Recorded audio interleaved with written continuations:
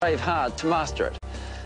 But lots of people did, and it became one of the most popular pieces of sports technology of the age.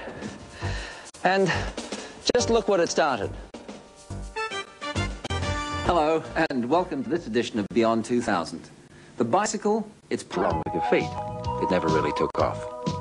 In 1839, Kirkpatrick Macmillan, a Scottish blacksmith, developed the world's first self-propelled bicycle, which successfully challenged a horse-drawn carriage. It too never became popular. A slightly different version called the Velocipede caught on in France, selling about 400 models a year by 1865. In 1870, James Starley, the foreman in an English factory producing the French velocipedes under license, designed penny farthing, which, despite its awkward shape, enjoyed wide popularity. 1874 saw the first rear-drive bicycle using an endless chain. It was called the safety bicycle because with two wheels of equal diameter, the rider was much closer to the ground. It became a great success. In 1888, the pneumatic tyre was invented by John Dunlop, and by 1893, the triangle-shaped frame had been established. The newer models could also freewheel and be easily braked. Next came gears and a steady flow of technological improvements producing lighter weight and higher speeds. Throughout the 20th century, competition spurred many refinements in cycle design in efforts to get them lighter, faster and safer. But there was little change in their basic appearance. Until in 1984, the United States Olympic cycling team stunned the world with bicycles that were different from their predecessors in a number of ways. The most radical departure being their solid or disc wheels to cut down on air resistance. The American cycles created a dramatic impact on the cycle industry, particularly in Europe and here in Italy, in the hyper-competitive field of sports cycling, road and track racing.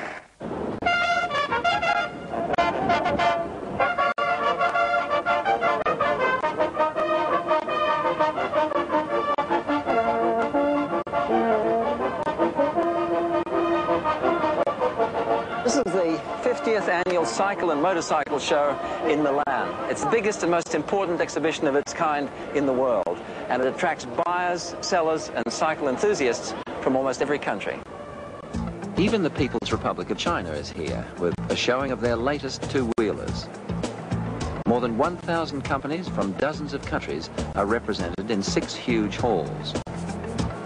Almost 1 million people will visit the exhibits during the 8 days the show is open. There are companies that produce nothing but seats, like this conventional roundabout town bicycle seat. There are touring bike seats, there are mountain bike seats, and there are the racing bike seats, like this one here, ultra lightweight, or if you prefer, the more colorful ones like these. There are companies which produce just the cranks and pedals, or just brakes. There are those which make wheels, or tires, or just the frames. Of course, the thing that probably attracts a lot of people to cycling is the gear, the shades, and the new super streamlined helmets. This one's the air-conditioned version. This one's the lightweight one, and it fits me perfectly. It suits me, don't you think? There is an incredible variety in the different types of bicycles on display. Tiny children's bikes, BMX bikes, and the latest craze, the go-anywhere mountain bikes.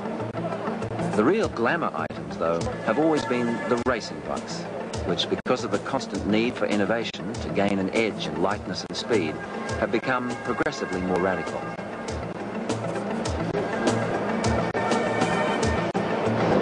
And with this bike, the prestigious Italian car manufacturing company Ferrari has entered the cycling world.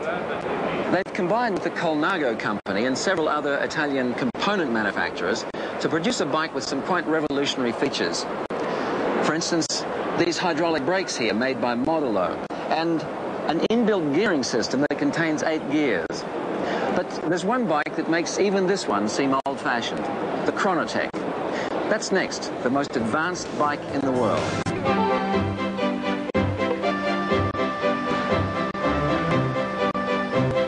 With buildings dating back to the 14th century, Conegliano in the northeastern corner of Italy is one of the country's most attractive towns.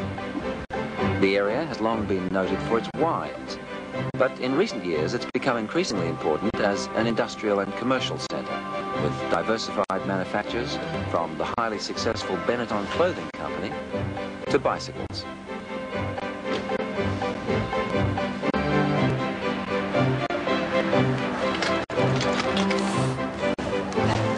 Well, it might not look like it, but this house is headquarters for one of the world's leading cycle design and equipment manufacturers, Modulo. And in here, the world's most advanced cycle was designed. Buongiorno. Buongiorno. Behind the staid exterior facade are modern offices, computers, and a worldwide sales organization overseen by Serena Modulo, the daughter-in-law of the founder of the company, Adamo Modulo. Serena's husband, Domenico, is the managing director of the company and the creative force behind it, working continually on almost every aspect of bicycle design. Behind the house is an extensive factory setup, employing some 80 people, manufacturing handlebars, brakes, and a range of other cycle parts. Domenico Modulo has been working on improving bicycle designs for years, but recently he came up with a dramatically new and radical concept called the Chronotech. But because of the exotic materials the Chronotech would require, a central movement of ergal titanium, handlebars in carbon technopolymer, and a frame of hot-cast carbon honeycomb, the first $20,000 prototype required the participation of several Italian cycle manufacturers. Well, this one's about to be packed up and sent off to yet another cycle show. But to take a quick look at it, the disc wheels, of course, are nothing new anymore. But almost everything else about this bike is of radical design. The cross-section of the handlebars, for instance, is in the shape of an airfoil to increase streamlining. The pedal covers are made of reinforced Kevlar, and they're also aerodynamically designed.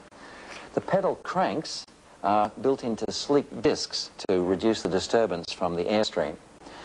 And the clamshell-shaped frame is of a carbon fiber monocoque construction to be a complete load-bearing unit and to withstand all of the forces that normally act on a bicycle chassis. Even the bellows beneath the saddle are aerodynamically designed to reduce wind resistance. And the whole thing weighs only 8.5 kilos. That's about 19 pounds.